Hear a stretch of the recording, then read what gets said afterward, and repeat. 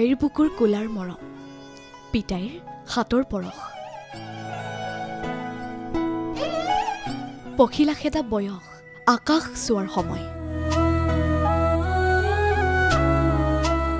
তেনে এক ক্ষণতে নিথৰুৱা হৈ পৰিছে এটি কণমানি।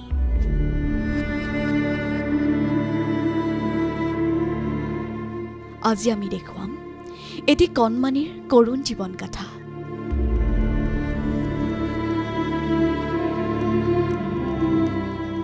মাত্ৰ ৫ বছৰ বয়সতে নাৰায়ণপুৰৰ কাঠনি মাজগাঁৱৰ এই কণমানিটিৰ জীৱনৰ পৰা খেৰাল আই পিতাই নামৰ আকাশখন।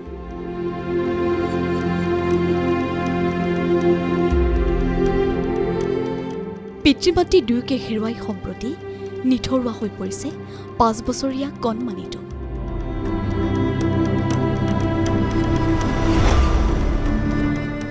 মাত্ৰ ৬টা দিনৰ পূৰ্বে কণমানিটিৰ পিতৃ লেখন কটকীয়ে সাৱটি ল'লে আকস্মিক মৃত্যু। ৬ মাহ পূৰ্বে একমাত্ৰ কণমানিটোক এৰি অন্য পুৰুষলৈ পলাই গৈছিল মাতৃগৰাকী। পিতৃৰ মৃত্যুৰ পিছতে এতিয়া পৰিয়ালটিৰ আন আন সদস্যৰ মাজত বিৰাজ কৰিছে হাহাকাৰময় পৰিৱেশে। পখিলা খেদাৰ বয়সতে পিতৃৰ সৎকাৰ কৰাৰ পৰা আৰম্ভ কৰি বৈদিক পৰম্পৰাৰ সকলো নিয়ম পালন কৰিছে এই কণমানিটিয়ে। ইফালে পিতৃ মাতৃৰ অবিহনে কণমানিটোক কেনেকৈ ডাঙৰ দীঘল কৰিব তাক লৈ গভীৰ চিন্তাত পৰিছে কণমানিটোৰ ককা আইতা। এতিয়া 5 বছৰ হৈছে এতিয়া আমাৰ লগতে থাকিব আৰু কি কৰিব, উপায়টো নাই ন। মাক দেউতাক নহ'লেও বাপেকৰ বদলি সিয়ে থাকিব আৰু উপায়টো নাই। সৎকাৰ মানে এওঁ এতিয়া দেখুৱাই মেলি এনেকৈয়ে কৰিছে আৰু যি যোনটো সেই তেনেকৈয়ে লৈ গৈছে, বুজিয়ে পোৱা নাই। দেখিছে তেওঁ চাইছে, বাপেকে ইয়ালৈও লৈ আহিছিলে, বাপেকক চাইছে, তাৰ কৈছে বোলে চকু এটা বোলে মুটি আছে, এটাই বোলে চাই আছে বোলে মোলে বোলে। আনৰ মাটিত আধি খেতি কৰাৰ লগতে দিন হাজিৰা কৰি কোনোমতে পৰিয়াল পোহপাল দি অহা দুৰ্ভগীয়া ককাক আইতাকৰ চকুত এতিয়া টোপনি নোহোৱা হৈছে। এফালে জ্যেষ্ঠ পুত্ৰৰ মৃত্যু শোকত দগ্ধ, আনফালে একমাত্ৰ নাতিনীৰ ভৱিষ্যতক লৈ চিন্তা।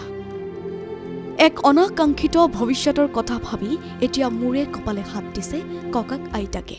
হাজিৰা কৰোঁ আৰু গৰু এহাল আছে, খেতি পথাৰ কৰোঁ, আদি খেতি অকণমান কৰোঁ, তেনেকৈয়ে চলি থাকোঁ আৰু হাজিৰা কৰিয়ে থাকোঁ।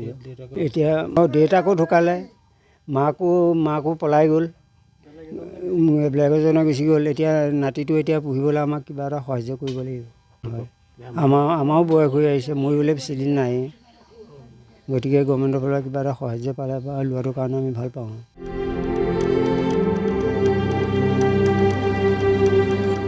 সংবাদ মাধ্যমৰ জৰিয়তে দুৰ্ভগীয়া পৰিয়ালটোৱে চৰকাৰ প্ৰশাসনৰ লগতে ৰাইজৰ পৰা বিচাৰিছে সহায়ৰ হাত। News x report ND24 digital.